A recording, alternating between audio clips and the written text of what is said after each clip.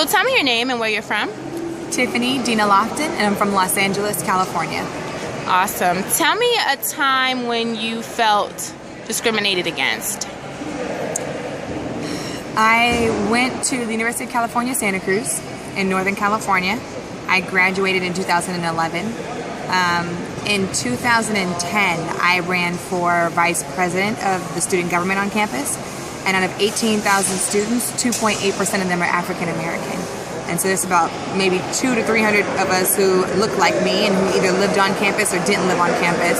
And we tried to build a really strong community through the Black Student Union and through the African Black Student Alliance. During Black History Month, we tried to, since our campus wasn't celebrating Black History Month in an efficient way that we felt like was helpful to our community, we decided to have our own series of events and workshops and invite keynote speakers and things to come down. At the time, I was planning on fundraising money for Dr. Cornel West to come to our campus, and he did later in June. We wanted to hire a African American Resource Center director because we didn't have one at the time, and we were also celebrating and talking to other student of color organizations to talk about people of color issues. Well, during that February in Black History Month, there was a hate crime that took place at UC San Diego, where we were working with the Black Student Union on campus, and someone hung a full-blown noose in the library on campus around 11 or 10 o'clock at night. And a huge uproar happened on Facebook. Someone took a couple of pictures of it, put it on Facebook. It went viral. They called us on our campus. And so some things that some people across the country may not know is in the state of California, we have this conference called the African Black Coalition Conference. And so all the Black student unions and all of the basic Black fraternities and sororities know each other pretty well because we come to this conference convening once a year and we meet each other and talk about issues and barriers to higher education. And so those folks called me. I called a Black state of emergency meeting is what I called it.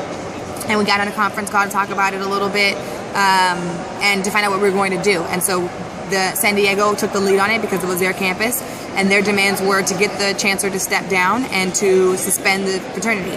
So as that action continued, we took solidarity pushes and movements on our campuses. The next week, during Black History Month in February, we had someone carve a noose on Science Hill on my campus. And they started tagging Diego Lynch on it all throughout a classroom on the tables with pen or pencil. So this wasn't something that was you can erase it. You had to replace the actual folding table that came down in front of your chair. And then at UC Santa Barbara, they had the gangster party, and it was really unfortunate to see how white students on campus were painting themselves with black shoe polish and made posters and flyers of them eating watermelon and told them to come and learn how to be the best N-word, and ladies come and wear your best weaves and wear your baby fat and come learn how to be an N-word for the day. It was really scary.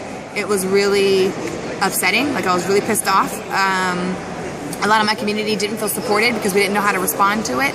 And unfortunately, I feel like when hate crimes like that happen on campus, and I've seen several and been a part of several solutions and activities that have happened after those hate crimes happen, we don't always find a way to heal. And so I feel like part of our healing process is doing the work that we feel like is necessary to respond and then moving on to do more social justice stuff. I don't think that any campus or in the last couple of years, any campus or any hate crime that has happened has actually turned out well for the perpetrators or for the people who were victimized by the issue. And so we weren't actually able to heal from that. We just kind of took that as a source of strength, unfortunately, and then moved on and built on that. And that's not a healthy thing to do. You can't just keep taking all of the angry stuff, turn it into strength to keep fighting, because we have to heal at some point, and we weren't able to do that. And so that led us to creating African American themed housing on campus.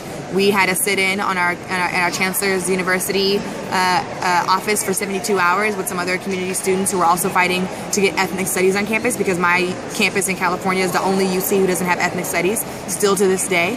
And we fought for black housing. We did win that, and we had black housing, and I was an RA the next year for it. We won getting our African American Resource Center director back, so they fired her in my first year of college and didn't hire a new one until my senior year. And we were a part of the hiring process, which was a victory for us because we wanted student voice to be inputted on who we hired for our communities, our community director.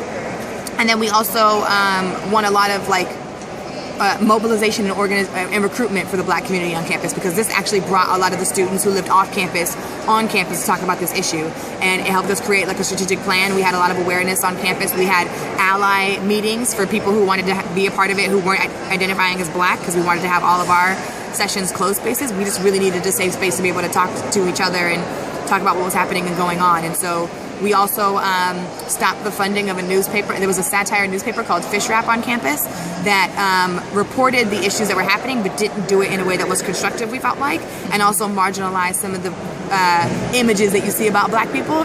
And so we found out who their sponsor was and shut the sponsor down, and the sponsor decided not to fund them anymore, and then they shut the paper down, and then the paper people got mad and they fired all of them and started over and said that we didn't want to be perceived as a racist paper. We want to be able to support you all. And so we continued in that fashion, and now they're supervised by the same people who supervise our student of color organizations on campus through our stores, students organizing and advocacy resources, something like that. So that was a big trial and error. That's kind of like how I got involved in organizing to begin with, just because I was so young. I was 8-hour drive away from home. I went to school, and my mom didn't go to a four-year university. I'm the first to go to school. My sister's in the Air Force, and my brother is not going to college.